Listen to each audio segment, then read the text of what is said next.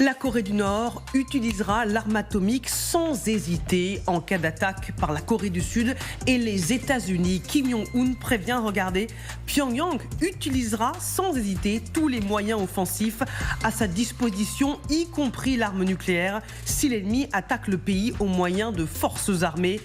Une réponse à la Corée du Sud qui affirmait que Kim Jong-un s'exposait à la fin de son régime et d'une réponse écrasante de son armée et de l'alliance Séoul-Washington en cas d'utilisation de l'arme atomique.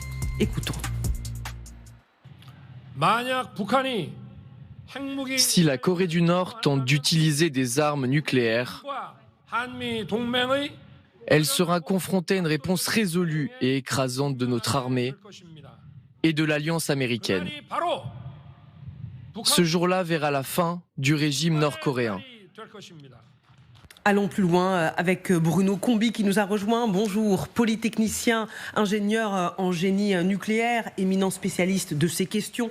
Je rappelle que Vincent Crouzet, expert en renseignement, est toujours avec nous et Magali Barthez, notre spécialiste des questions internationales. Une question d'abord avec vous, Magali. Pourquoi ces déclarations interviennent maintenant dans un contexte de tension extrêmement forte entre la Corée du Nord et la Corée du Sud? Alors déjà, ces déclarations, elles ont été prononcées donc d'abord par qu'on vient d'entendre, le président sud-coréen, parce que c'était cette semaine les journées des forces armées en Corée du Sud. Donc il a pris la parole donc devant son armée et en effet a fait cette déclaration qui a évidemment immédiatement amené cette riposte de Kim Jong-un, disant qu'il était prêt à appuyer sur le bouton, qu'il le ferait sans hésiter s'il était menacé. On est dans un contexte de tension quasiment inédit en fait entre la Corée du Nord et la Corée du Sud. Rappelons-nous les dernières images de Kim Jong-un au milieu des centrifugeuses nord-coréennes que vous aviez d'ailleurs commenté, je crois, en direct sur notre plateau, où c'est vrai qu'il était là pour montrer sa force et l'avancement de son programme. Il y a quantité d'événements qui montrent à quel point ces derniers temps on est dans un niveau de tension inédit. En plus, vous ajoutez à ça ce contexte de la campagne électorale américaine où, de toute manière, l'obsession de Kim Jong-un, c'est de se rappeler au bon souvenir des Américains et de dire à quel point il est aujourd'hui et il doit être considéré comme un pays nucléaire. Et vous arrivez à ce genre de déclaration tonitruante.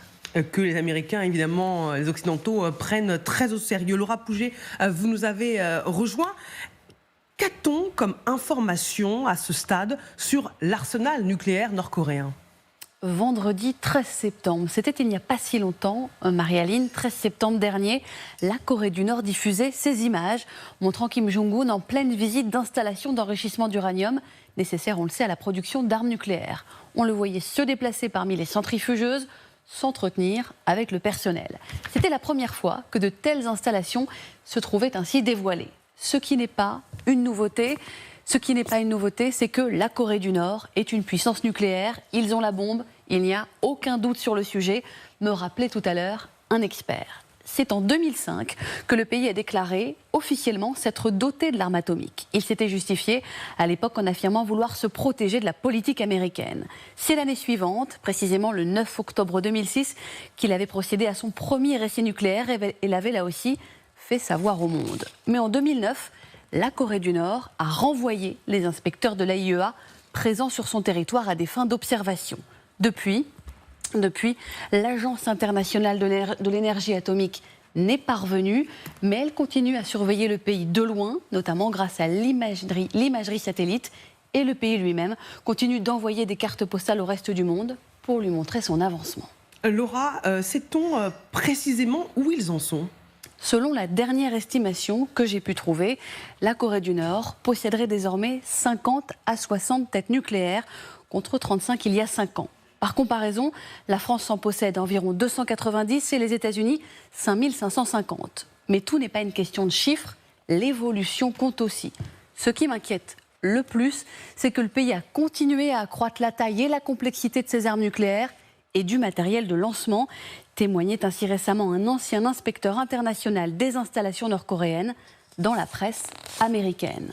À ce stade, c'est une puissance qui continue de monter en gamme, mais qui a des difficultés sur la miniaturisation de son nucléaire, c'est-à-dire sur la précision des frappes qu'elle pourrait viser, me confiait tout à l'heure Emmanuel Véron, spécialiste de la Chine et bon connaisseur du dossier. En clair, la Corée du Nord ne saurait pas utiliser sa capacité nucléaire aussi bien que la France ou les États-Unis, par exemple, mais tous les experts s'accordent pour dire qu'il s'agit encore et toujours d'une des priorités du régime. Merci beaucoup Laura Pouget pour ces explications.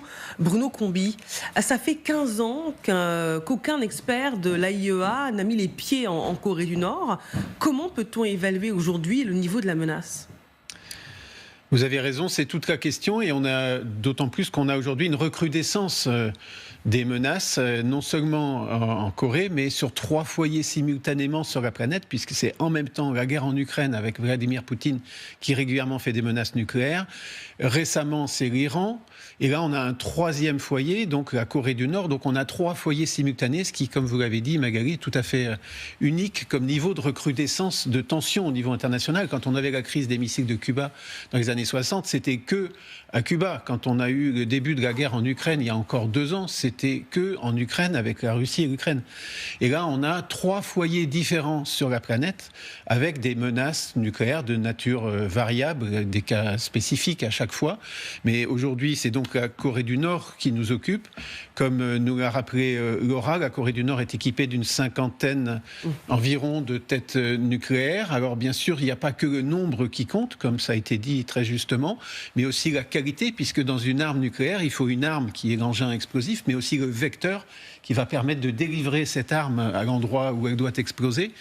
Et donc les têtes nucléaires dont dispose la Corée du Nord sont plutôt de l'ordre des tests les plus puissants qui ont été enregistrés jusqu'à maintenant au niveau des essais.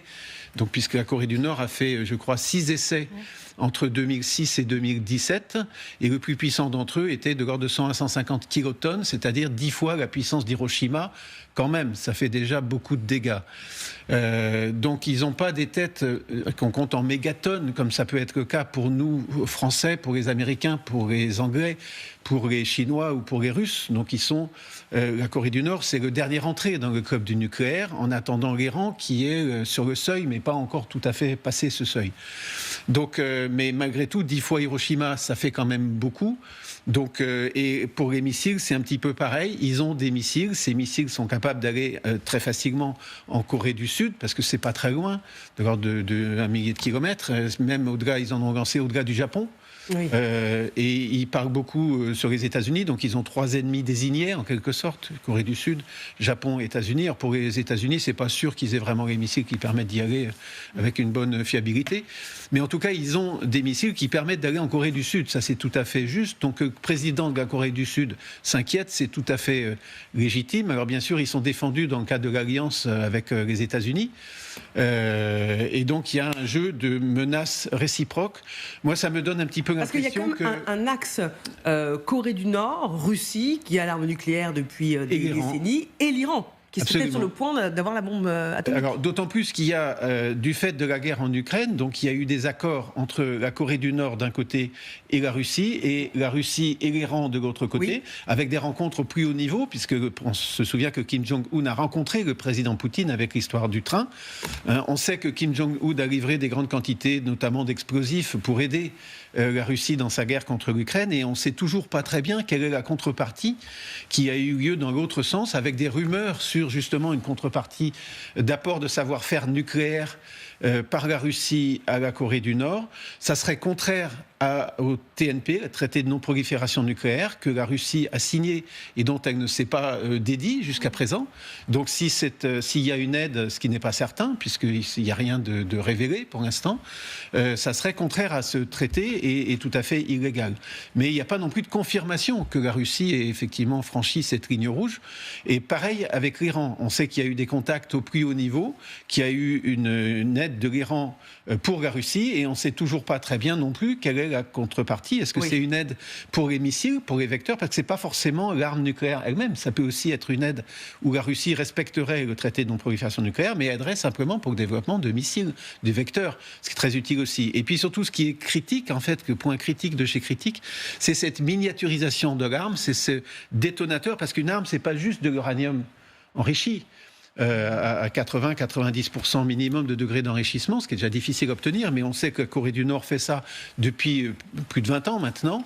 C'était le Pakistan. Donc les images qu'on a vues avec les cascades de centrifugeuses qui permettent d'enrichir l'uranium-235, c'est pas nouveau, puisque c'est par un accord avec le Pakistan qui remonte à plus de 20 ans, presque 25 ans maintenant, qu'ils ont eu leur première centrifugeuse, qu'ils ont commencé à enrichir, puis enrichi de plus en plus, jusqu'à avoir maintenant une cinquantaine de têtes. Donc c'est pas avec ces centrifugeuses-là qu'ils ont obtenu les 50 têtes qu'ils ont déjà. C'est avec les centrifugeuses qu'ils ont depuis longtemps, qui sont du même type. Donc là, on voit qu'ils en ont quand même un assez grand nombre. Ça veut dire que ce nombre de 50 à 60 têtes va augmenter de manière significative si toutes ces centrifugeuses sont effectivement en production.